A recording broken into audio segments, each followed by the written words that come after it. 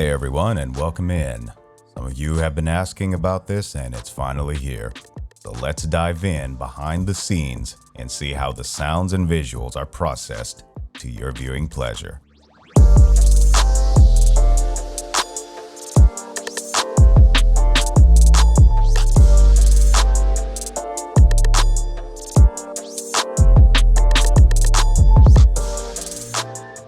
Let me just say this right off the top. This setup is just a setup. It's not the Apex setup under any circumstances. Everyone's setup is different for reasons related to their budget and the necessary tools to present the content in the manners they wish that accommodates their workflow. Because I perform various productions for both on my own outlets and other applications, this setup was designed to accommodate the various demands along with my particular workflow. Links of the equipment will be available in the description. So with that, let's start with the equipment that bridges the gap in communication between me and you.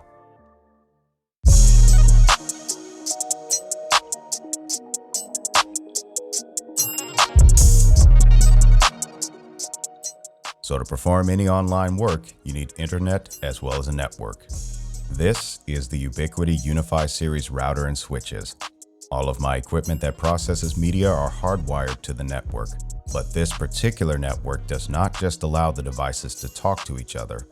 While everything is physically connected, they are virtually separated into different groups known as VLANs, which stands for Virtual Local Area Network, and they will only be able to perform cross-traffic via firewall rules accordingly. This increases network security. Wi-Fi is also given a bit more attention. Unlike the usual security protocol of one central password to access Wi-Fi, my network uses the Enterprise protocol.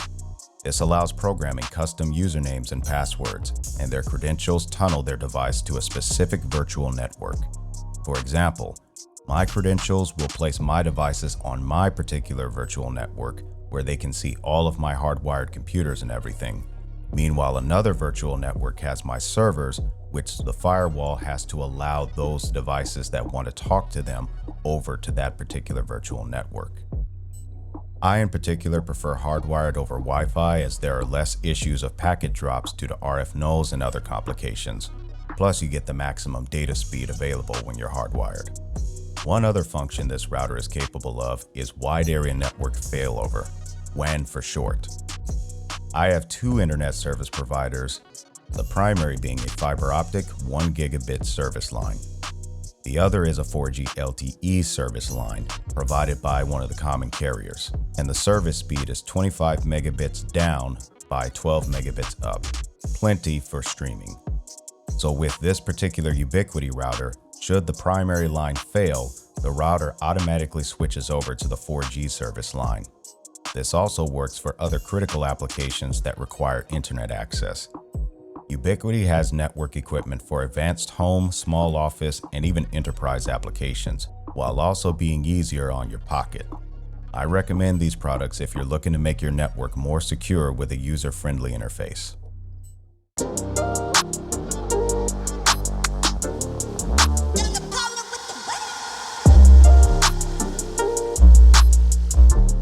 Now let's move on to the computers as well as the gaming consoles. Gaming consoles first. Currently I'm utilizing the PlayStation 4 Pro with an external fan assembly that's connected to an external USB power bar. With the external fan set to automatic, in my experience they do a really good job at helping reduce the amount of heat in the chassis. In addition, because the fans have power independent from the console, they can still run when the console is switched off, which draws out the remaining heat. And just above the PlayStation 4 is the classic second generation PlayStation 2. I used to have a first generation as well, but the disc tray motor was at end of life and even the laser reader was too tired to continue. It lasted 18 years though, so that's pretty impressive in my book. There are still a few games I wish to stream on this console that as of this video are scheduled for future productions. For my computers, I currently have 4 in operation. The first is a Jide Remix mini computer, which runs an Android-based operating system. This product is discontinued and the company is no longer active. I probably have the last one of these. It's purposed mainly as an IoT or Internet of Things computer, which I use to search for things on the web and also use as a secondary timer. Next up is the Mac Mini, and I use this one for recording game footage. This applies to both pre-recorded game footage such as visual novels as well as games on simulcast. This allows me to reuse the gaming footage to produce recap segments where I'm able to narrate them via Facecam in real time. Next up is the main workhorse, my gaming and production computer. It has an AMD Ryzen 5 processor, NVIDIA GeForce GTX 1650 video card, 32 gigabytes of RAM, two 1TB hard drive disks, a 1TB SSD, and a 500 gigabyte SSD soldered to the motherboard. The hard drive disks handle all recordings and renderings, one for pre-recording and the other for live simulcasts. The 1TB SSD stores PC games, and the soldered 500 gigabyte SSD houses the operating system. I also have a network hard drive server to save my crucial data elsewhere. And last but not least is my newly assigned replay computer. This was originally my Minecraft server, but I'll be getting a new computer for that. This computer now serves as a playback machine for active gaming simulcasts when I'm having trouble on a level.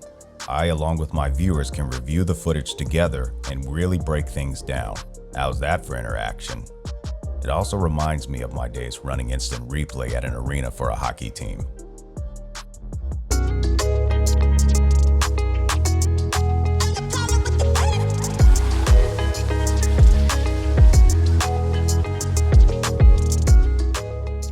Now on to the next function, which might just be the majority's favorite. Video world. We might as well start with what stood out on my Twitter post. 7 monitors. That's right, 7 of them. Monitor 1 is the largest in the middle at 32 inches. It serves as the primary monitor when gaming and editing media. The monitor at the very top is directly hardwired to the gaming production computer, which it's no secret that I'm using OBS to stream the simulcast, but also for pre-records. I use this monitor mainly for the multi-view function in OBS when it's running. If I'm editing, I use it to display any references or other material I may want readily available. Monitor 2 is the one on the upper right-hand side. This one, along with monitor 3 below it, I use for reference or guidance of applications. The Mac Mini is often displayed on monitor 2, which is also running a version of OBS for it, recording the gaming footage. Monitor 3 displays the replay computer when simulcasting, running VLC media player and on standby if needed. The replay computer in particular actually has a video split on it. One goes directly to the production computer for a smooth transition to displaying its material. The other split goes to a device that we will get into later. Monitor 3 also acts as a reference monitor, so when I turn my head to my right to face characters in the games, I can see from the corner of my eye as a reminder the angle I need to adjust my head. Monitor 4 is the 27-inch display on the left and handles all portrait-oriented displays. This is perfect for Discord, the simulcast chat box, timer, and alerts box. The final 2 monitors are the 10-inch screens to the left. They handle any displays that I just need a quick glance at. All monitors except for the top one are wired to 6 of the 8 outputs of an 8x8 video matrix. This device is a crucial piece when managing displays with complex configurations as this rig. This particular device saves routing configurations in data files called scenes, which can be recalled at any time. This way I don't have to reroute things one at a time per application. Plus, it allows me to route video displays in just about any way I want. Output 7 on the matrix feeds to a 3-way HDMI splitter, which feeds the Mac Mini, gaming production computer, and the replay computer inputs for the gaming footage. And to finish it off, I'm using a Logitech C925E webcam and an eMart softbox lighting kit with a green screen for chroma key. Chroma key is actively processed during simulcasting in OBS, but for all pre-records, it's processed in my video editing software, Filmora by Wondershare. And in case you're wondering where all the graphics of my slides are coming from, I'm just using Google Drawings right now. And I'm also becoming a bit more creative with it. Eventually, I will get something better though.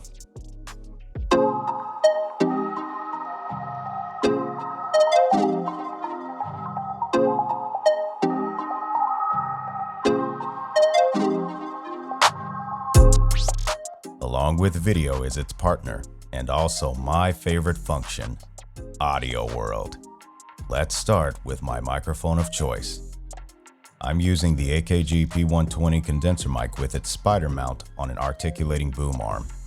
This mic has worked great for me in various applications for capturing sound from choirs, guitar amplifiers, and drums in an overhead position. It requires phantom power since it's a condenser, and in my experience, a bit of EQing in the 1.6 kHz zone. Or maybe that's just my voice in particular. Now let's move on to the most obvious item on the list, the audio console. This is the Yamaha 01V96i. While this is a great product, it has been discontinued by Yamaha, but it's been serving me well ever since I got it.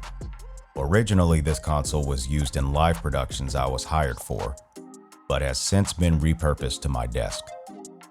Being a digital mixing console, which is basically an audio computer, its faders are all motorized, which move to the parameters of the corresponding layers assigned to them. I can save configurations, and there are a lot of them, and can recall them at any given time. It's equipped with 8 mono auxiliary mixes, which can be paired adjacently from odd to even to form stereo mixes. And then there are 8 more buses that get their signal directly from the input channels if they are mapped to them. They can also be paired into stereo mixes. The console also has a 4-unit virtual effects rack, which can be routed just about anywhere on the console, providing common effects such as reverb, echo, flanging, and voice pitch manipulation. All of my audio sources are routed through this device. I use the main mix for listening on my headphones. The auxiliary buses are used for effects and additional mixes such as for Discord voice chats and simulcast program mixes, which are also stereo. Each input channel has a 4-band EQ, a compressor, and by default, a noise gate. The outputs also have EQ and compression. Whenever I need to add a channel or bus parameter, I select the channel or bus, which then brings its parameters to the selected channel section. I then use the buttons and encoder knobs to adjust the parameters accordingly. All computer and game console inputs are stereo.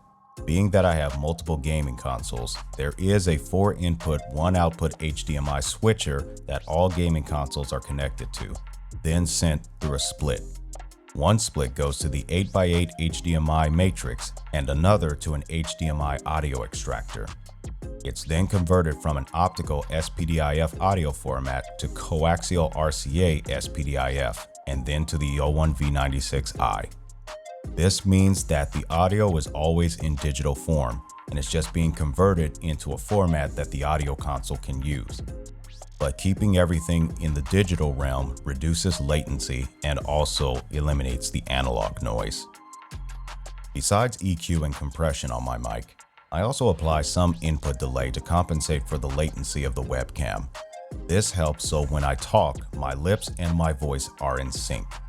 However, I'm not listening to that channel in my headphones directly. I actually have 3 separate channels for my mic. One for my headphones, one for simulcast output, which has the input delay, and one to send my voice to Discord chat. Some of the functions are grouped together, such as the EQ and compression. With output destinations having their own mix, I am able to apply isolations when needed.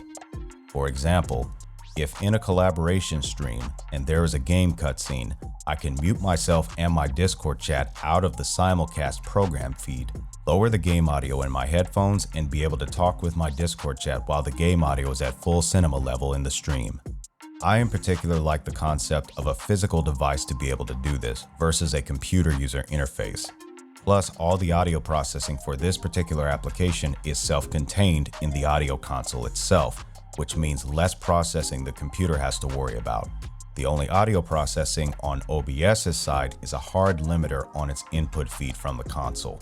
This stops the audio level from going any higher than a set mark, which reduces the chance of signal distortion and even accidental ear incursions, if you will. Meanwhile, with post-production, before processing video, all captured material that has audio involved goes to the Digital Audio Workstation, or DAW for short. I use Adobe Audition Creative Cloud, And here, everything is first time aligned and then processed with Waves plugins to make things sound professional. For pre-records involving visual novel playthroughs, I'll listen at the music transitions to make sure everything is properly balanced. I have found it useful to assign a multiband compressor, and in the picture here is the C6 multiband compressor from Waves, on the game audio for visual novels due to the range of dynamics between background music and character vocals. One other very useful plugin is the L2 Maximizer. This plugin allows me to get the audio to that exciting audio level, but it keeps it from becoming overbearing. There's one of these that's assigned on the game audio channel or track in this case as in a digital audio workstation, and there's another on the master output. Then once the game audio and my voice are properly blended, I mix down the game audio and my voice separately and to the exact length of the raw video. This helps to line everything up when it's brought into Video World. Plus, if I need to adjust audio from either my voice or the game audio, I'm able to do that with better precision in the video editor since the files are separate.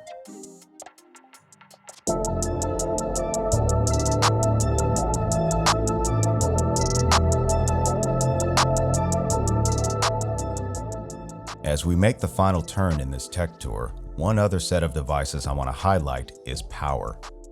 A power outage can occur at any given time, and that can be devastating after spending hours on a project or a game progress.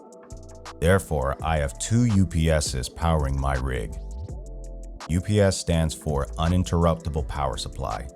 It's a box with batteries that can provide power for a certain period of time, which is directly proportional to how much electricity is demanded from it. UPS number 1 powers all electronics in the desk rack and the audio console. Meanwhile, UPS number 2 powers the tower PCs and all of the monitors. Under the load of streaming, these UPSs will keep my rig online for up to 25 minutes on battery. That gives me enough time to save everything I can for the least amount of loss, then safely shut everything down. In the event there is severely inclement weather, I also unplug the UPSs from the wall outlets as a precaution. From a cost perspective, replacing a UPS is a lot cheaper than expensive electronics. The batteries require replacement every 5 to 8 years and must also be properly recycled. They're not your usual alkaline batteries. And that's my setup, folks. Thanks a lot for exploring behind the scenes of the Sound Otaku studio, if you will. If you've enjoyed this video, leaving a like is greatly appreciated. If you haven't done so already, I encourage you to subscribe and follow my media outlets and activate the notifications to be informed of the next productions to be released. All links are available at this master link on Linktree. I encourage you to check that out as well. So until next time, happy mixing, everyone.